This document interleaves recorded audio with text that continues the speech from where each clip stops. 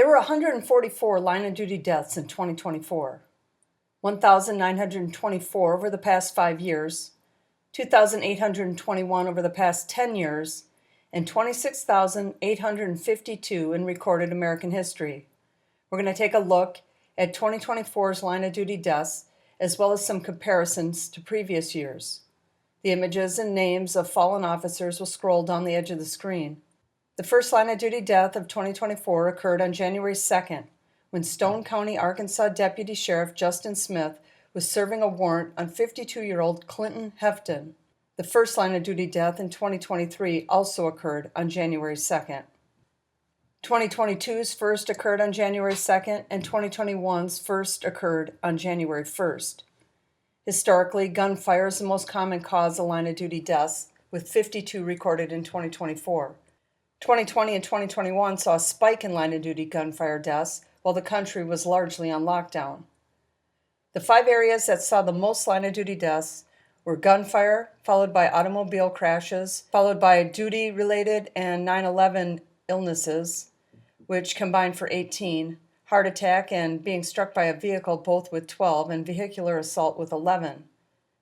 Gunfire showed a 6% increase over 2023, and auto-related fatalities a 12% increase. The other category showed the largest increase of 27%, which included 2 drownings. Park Ranger Kevin Grossheim drowned after rescuing a family of 3 in rough waters and high winds on McCowan Lake in Minnesota. He died saving 3 lives. The month of April saw the most line of duty deaths with 25, nearly twice as many as any other month. It's not uncommon for April to have the most line of duty deaths. Historically, New York State and Texas report the most line of duty deaths, and 2024 was no exception. 2020 and 2021 showed a large spike due to pandemic deaths. Alaska, Delaware, Hawaii, Iowa, Kansas, Maine, Montana, Nevada, New Hampshire, North Dakota, Oregon, Rhode Island, South Carolina, Vermont, and West Virginia were the 15 states that did not report a line of duty death.